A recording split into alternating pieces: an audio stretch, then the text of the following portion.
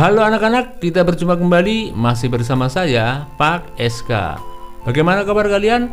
Semoga kita semua selalu dalam keadaan sehat, kalian tetap semangat, selalu ceria, dan terhindar dari wabah virus yang sedang melanda dunia. Hari ini kita akan belajar tema 4, subtema 2, pembelajaran keempat. Untuk itu, siapkan buku dan alat tulis kalian. Namun sebelumnya, marilah kita berdoa menurut agama dan kepercayaan masing-masing. Semoga pembelajaran hari ini berjalan lancar dan menjadi ilmu yang bermanfaat.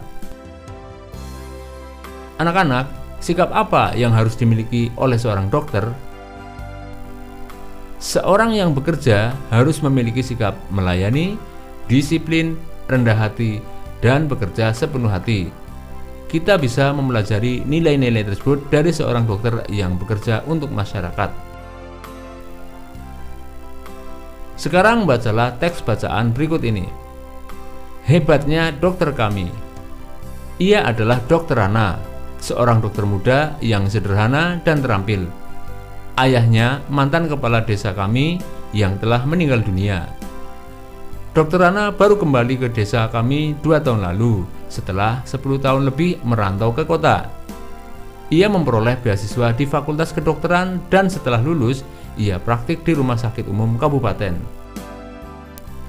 Semenjak ia pulang dan praktik di Balai Kesehatan Desa, aku sering mendengar perbincangan warga yang heran atas keputusan Dr. Rana untuk kembali ke desa. Bukankah penghasilan sebagai dokter di kota jauh lebih besar?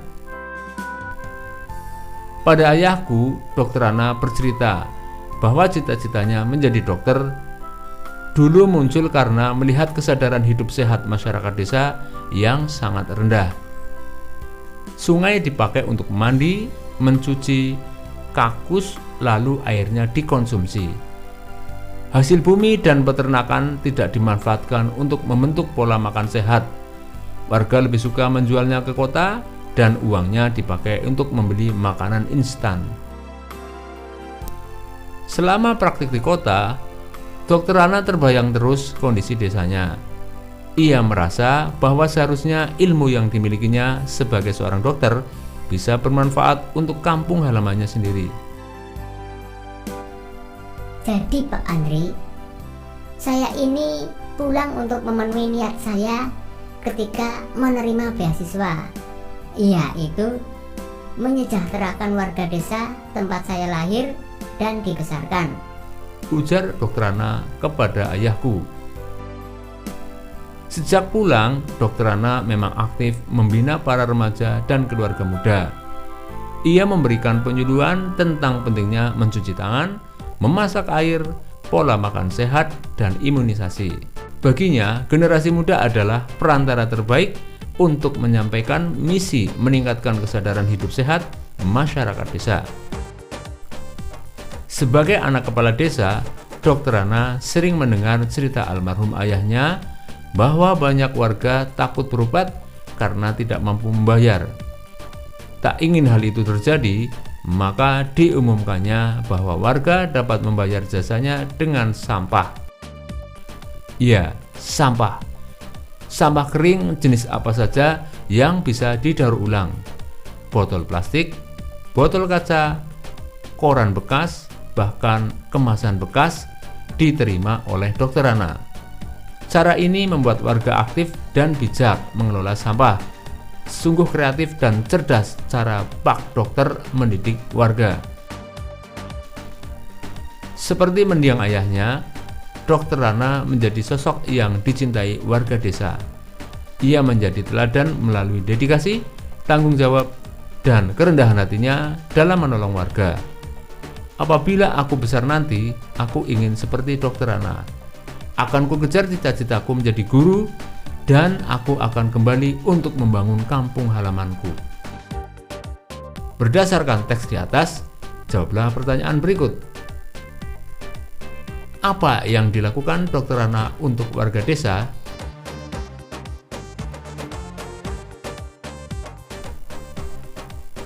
Mengapa Dr. Rana melakukan itu?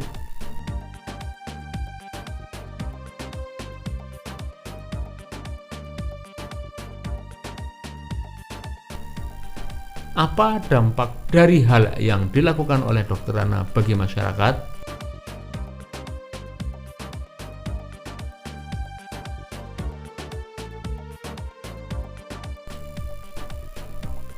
Bagaimana perasaan masyarakat terhadap Dr. Rana?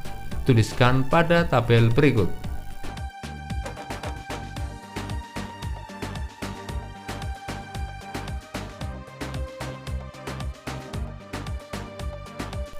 Hal-hal baik yang bisa aku contoh dari Dr. Rana adalah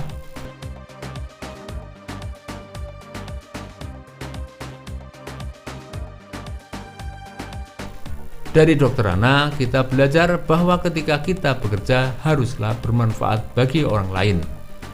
Menjadi seorang dokter juga harus rendah hati dan menghargai orang lain.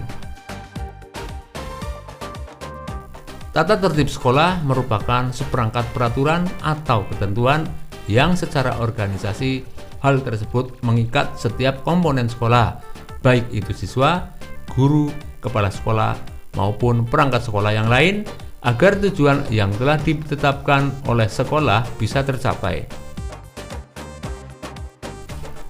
Tujuan adanya tata tertib sekolah yaitu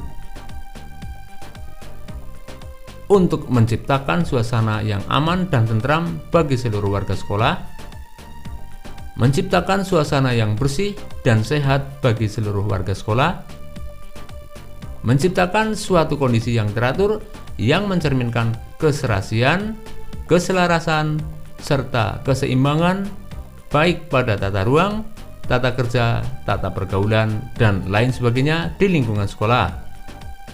Menciptakan lingkungan yang baik sehingga tercipta keindahan yang bisa dirasakan oleh seluruh warga sekolah.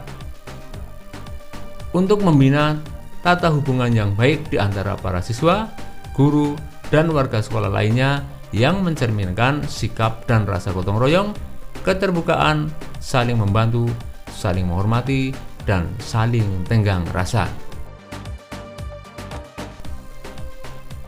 Membuat kesepakatan kelas. Kesepakatan kelas adalah hal-hal yang disepakati oleh satu kelas. Kesepakatan ini dibuat atas dasar diskusi bersama. Kesepakatan kelas bertujuan supaya semua warga kelas bisa nyaman. Perhatikan contoh di bawah ini.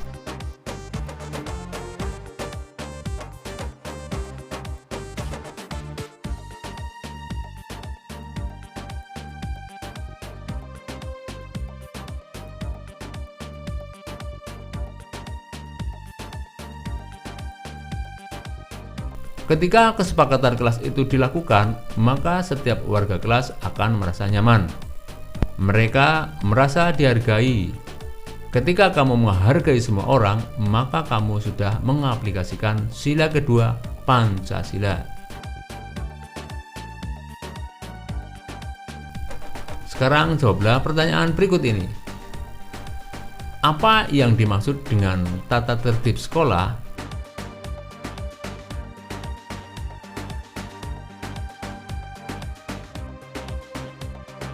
Mengapa dibuat kesepakatan kelas?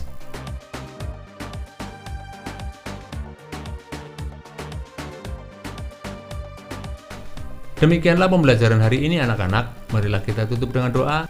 Semoga apa yang telah kita pelajari bisa bermanfaat bagi kita semua. Jangan lupa untuk selalu menjaga kesehatan badan, menjaga kebersihan lingkungan, sehingga kita terhindar dari penyakit. Sampai berjumpa kembali pada pertemuan berikutnya. Dadah!